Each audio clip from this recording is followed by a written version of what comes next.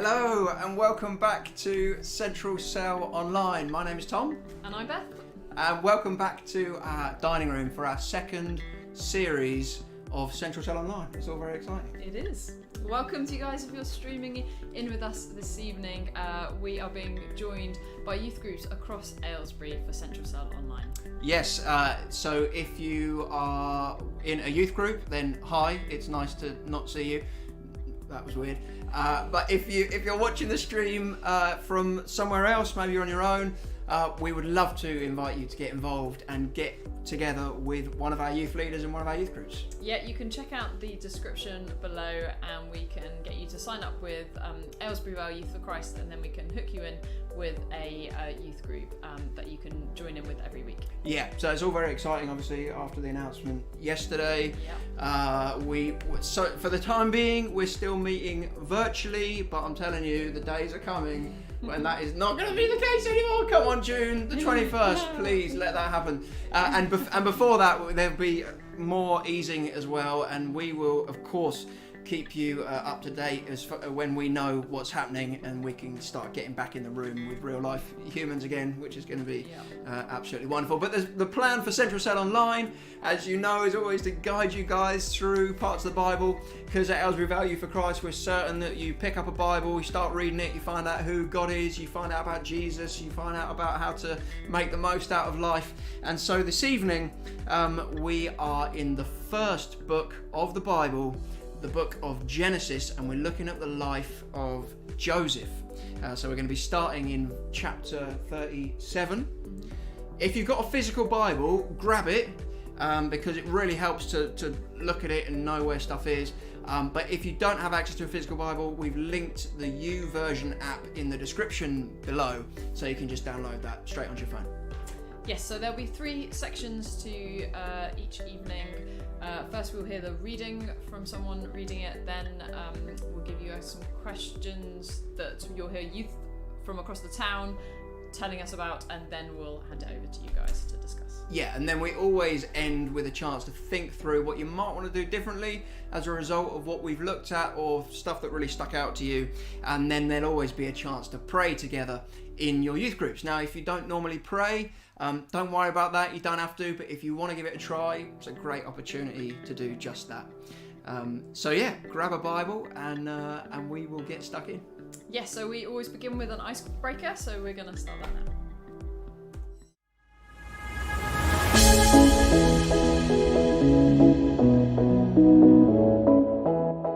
The funniest weird, I would say funny, but like weird. Well, I've had many weird dreams, but one of them was when Hattie got pied in the face during my dream when we were playing a game. I'm definitely the wrong person to be answering this question.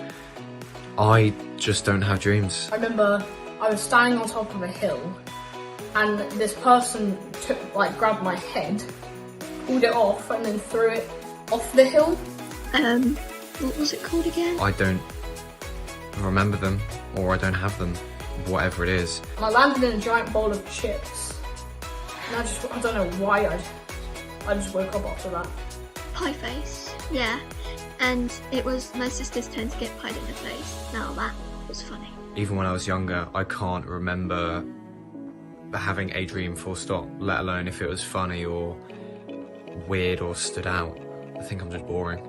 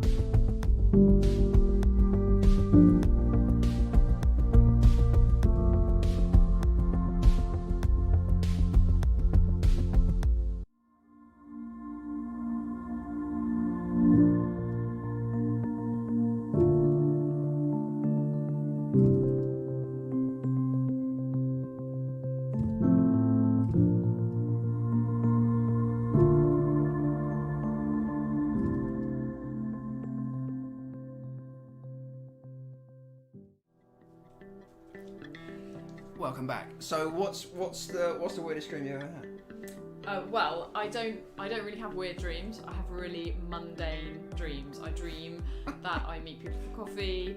I dream that people come over for dinner. But I did dream that Meghan and Harry came over for dinner. Did you? Yeah. Oh, what happened? Oh, we had a nice time. Oh. But that's what happens. So Meghan and Harry, if you're watching, you're welcome. You're welcome anytime. We could do some scones or something.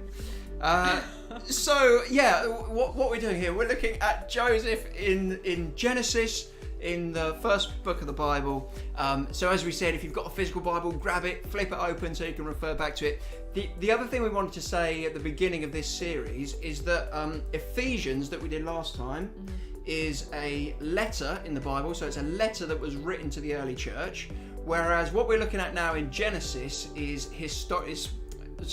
not trying to bore you, but it's called historical narrative, and that means that there's a lot more kind of details about the lives of the people involved and descriptive stuff. So you might find that the readings are slightly longer, but it's all details that we need to get a full grasp of the story. So hopefully that makes sense. Speak to your youth leader because they'll know all about that. Tonight we've got our friend Amy doing the readings for us, so thank you very much to you, Amy. Here she is with the first section of Genesis.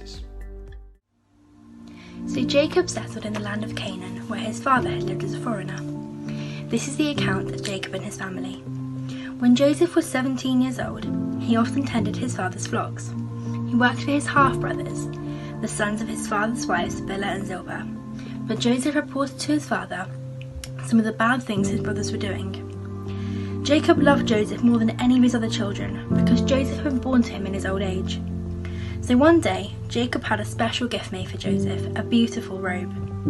But his brothers hated Joseph because their father loved him more than the rest of them. They couldn't say a kind word to him. One night, Joseph had a dream, and when he told his brothers about it, they hated him more than ever. "Listen to this dream," he said. "We were out in the field, tying up bundles of grain. Suddenly, my bundle stood up, and your bundles all gathered around and bowed low before mine." His brothers responded, "So you think you'll be our king, do you? Do you actually think you will reign over us?" And they hated him all the more because of his dreams and the way he talked about them. Soon, Joseph had another dream, and again, he told his brothers about it.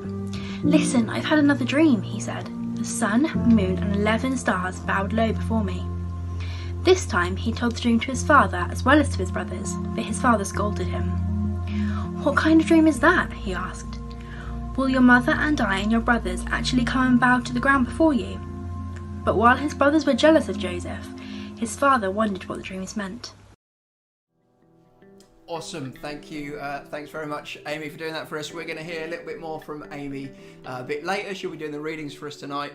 So what we're going to do now is we're going to hear from some young people about that passage, and then we're going to chuck it out to you guys to discuss it in your youth groups. Yes, so we designed the questions so the one is relatively straightforward, the second one is a bit more difficult, and then the third one might feel like it's impossible, but we want you guys to have a go anyway. Yeah, and remember, if you're watching live and like not after this, and you're getting into a really good discussion with your youth group and time's pressing on and the countdown timer's going and you're like, we've run out of time, if you just want to pause us and ignore us for a little bit, please feel free to do that. You don't have to keep up. So don't worry about answering all the questions. You don't have to do all of them, but your youth leader will guide you through what you need to do. Cool. Yeah, so here is a little section for you guys to think through that first little bit of Genesis in your groups.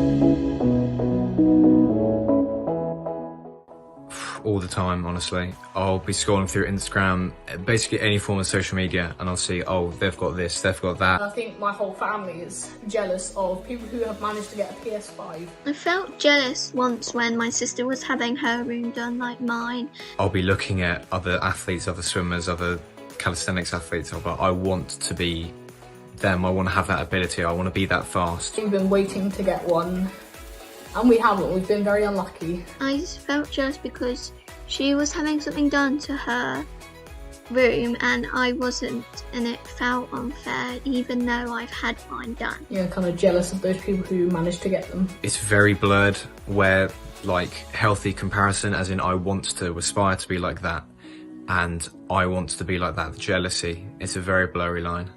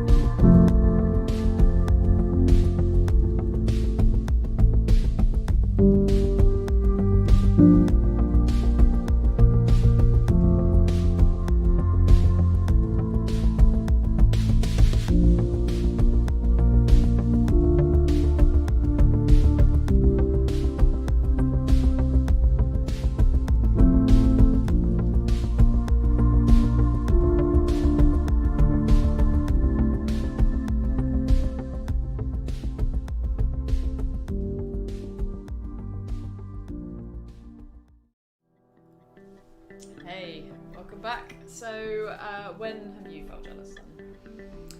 I was thinking about this, and I think for me, more and more, I've realised that if I get jealous, it's usually about food. So if someone's got like a crispy potato, or all the crispy bits around a mac and cheese that you want to scrape off, and I'm just like, I need that. If someone else gets it, I get very upset. I think I've got deep-seated issues from being one of 5 children, actually. That's probably what I do. It's like, quick, the last potato, must get it. But Sure. I'm working on it. What can I say? Yeah, no, I think food is an issue when you're at a restaurant and you order and you don't know what to get, and then other people's food come, and then you're like, Food have I got envy. the right thing? Yeah. Maybe I want what they've got. Oh man, it's like tricky. FOMO on a devastating Yeah. scale, isn't it? Anyway, let's move on. Here's Amy with the next section of Genesis. Soon after this, Joseph's brothers went to pasture their father's flocks at Shechem. When they had been gone for some time, Jacob said to Joseph, "Your brothers are pasturing the sheep at Shechem. Get ready and I will send you to them." "I'm ready to go," Joseph replied.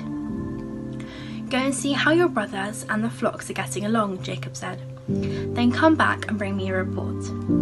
So Jacob sent him on his way, and Joseph travelled to Shechem from their home in the valley of Hebron. When he arrived there, a man from the area noticed him wandering around in the countryside.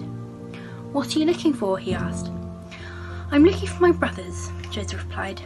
"Do you know where they're pasturing their sheep?" "Yes," the man told him. "They have moved on from here, but I heard them say, 'Let's go on to Dothan.'" So Joseph followed his brothers to Dothan and found them there. When Joseph's brothers saw him coming, they recognized him in the distance.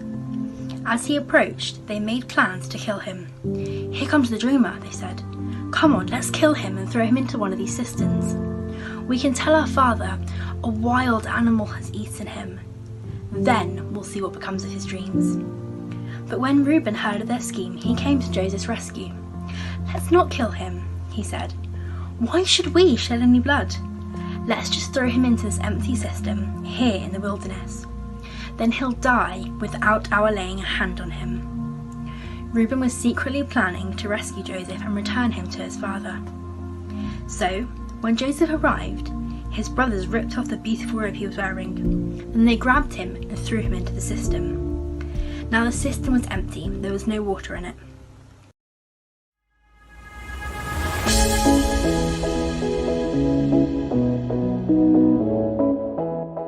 I've definitely experienced a lot of being singled out, being the only person in the room with this opinion, with this view. Never felt like singled out because of like my beliefs or opinions. But I think it's, in a weird way, as much as it does and can kind of drag you down, it can be an encouragement. No one's ever judged me on it. They've just accepted that I've got a different belief to them. Because it's a reminder we are not called to follow the crowd. We're not called to conform. We're called to follow Jesus, live through the Spirit, follow the Bible. Most of the people in my class are Christians, so it wouldn't really make a difference. We're not called to jump on the most recent trend or change our views based on public opinion. We're called to follow Jesus at the end of the day and follow his teachings. Not that I remember of. No, I don't think so.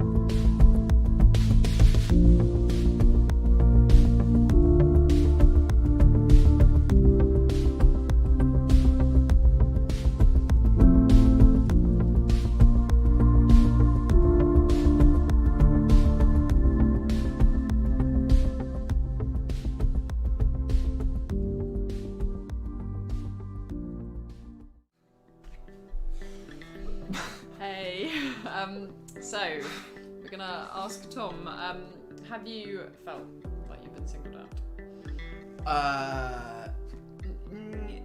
Yeah, a little bit sometimes, but it's usually of my own making.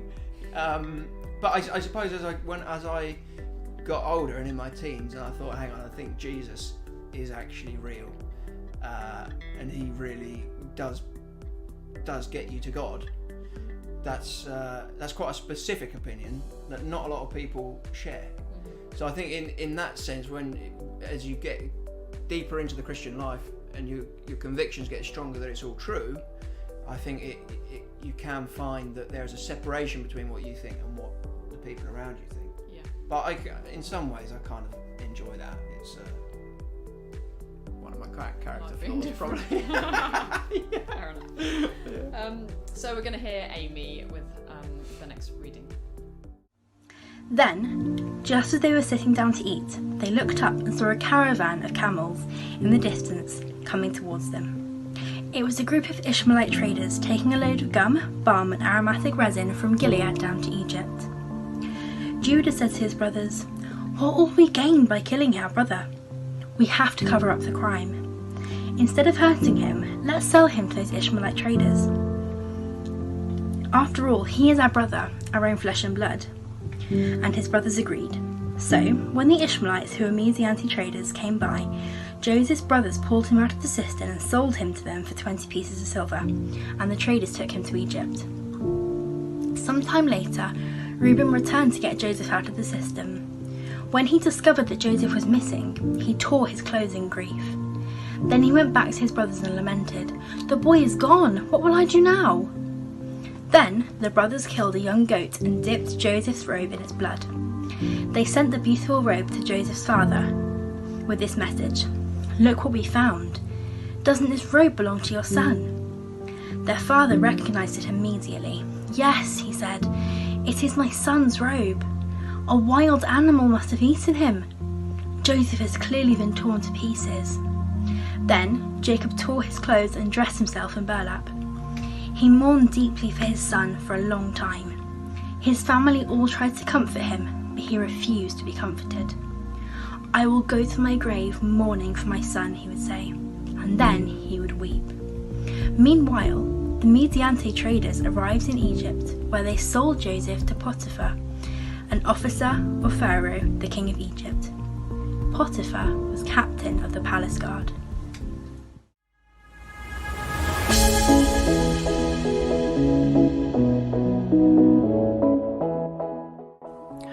I don't think you can put a finite number on the value of a human life. The value, I would say, I think it's got good value. I think that every human has a value in their life, and the animals around us have a value, the same as we have a value. We all get to do good things and like share stories and all that good stuff. I don't think any amount of trade, any amount of finance, any amount of goods can total to the value that your life, a human life, is worth. And the earth has a massive value because we live on it. It's almost human nature though to put an amount on our lives. We will look at, they're a better athlete, they're better at maths, they've got a nicer nose, they get more retweets, they have more followers, they get more likes, they're more attractive than me, therefore they're worth more.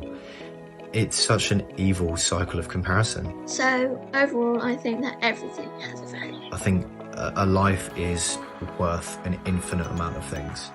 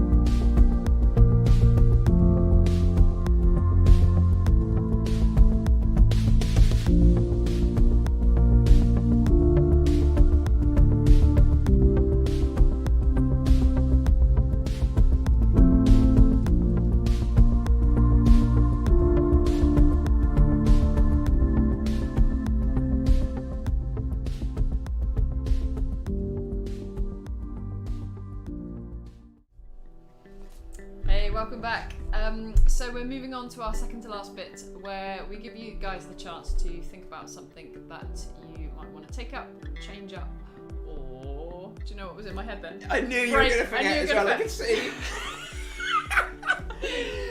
I was going to say take up, change up, break up, but that doesn't make any sense. That's not a thing. I know. What We is don't it? want people breaking up. Take up, change up, give up. Give up, I knew break that up. breakup wasn't a thing, Well. but that's the only thing I can think of. Well, I could see you thinking really furiously. Anyway, that's what we're going to do now. The reason we do it is because, in our experience, when you get together with some people who are wondering who God is, and they're looking in the Bible and they're discussing it, the discussions and the things that you read and the things that you think about is a key way that God speaks to us as Christians. And sometimes we can forget it and kind of let it slip out of our minds. So we just want to give you a time each evening to reflect and think, what was the stuff that really stuck out to me tonight? What is it that God might be challenging me on? And like we said before, sometimes there might be nothing, and that's totally fine. It doesn't mean you're any less of a Christian or you can't think like everybody else. But there are times when God has something specifically to say to you. So it's worth remembering that stuff and talking it through. So we're going to do that right now and see if you can break up with anyone.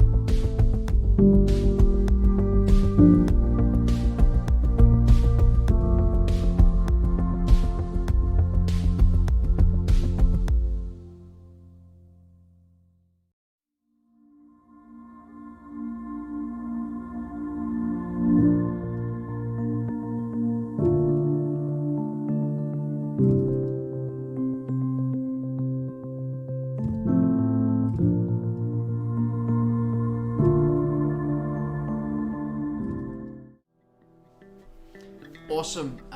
Hopefully that was helpful for you guys. We always finish Central Cell Online with a chance to pray in our youth groups. Now this will be specific to you and to your guys. Your youth leader will guide you through it.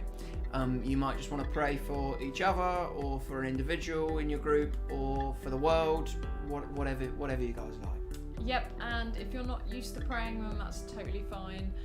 Don't worry, this might be a great time to give it a try, or you might just enjoy the peace and quiet. Yeah, and remember, 10 minutes seems like quite a long time, but actually when you get praying, for some reason it goes really fast. It's like some kind of a weird time warp. So if you're running out of time and the time is going down, but you want to keep praying, don't worry about us. Just pause it and keep going, and we will check in again in a sec.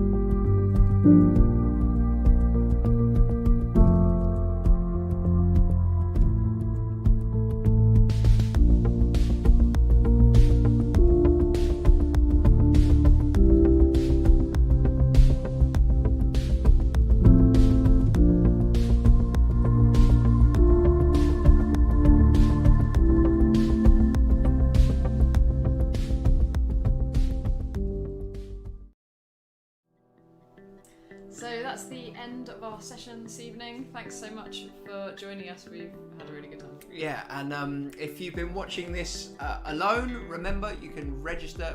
Firstly, how did you get all the way through? That would be quite amazing. But you can register with Aylesbury Vale Youth for Christ. Check the description below, and we will hook you up with a youth group to look after you every single week. Yes, and next week we are continuing with Joseph, and we will look at the next part, which is Genesis 39 and 40. Yes, read ahead if you can, or unless you don't want to spoil the surprise, the next bit is absolutely wicked. Also, if you want to answer questions for us for Central Cell Online, we'd absolutely love that. Just get in touch with your youth leader or contact us in the office, especially if you don't go to church and you want to stick your oar in. That would be brilliant as well.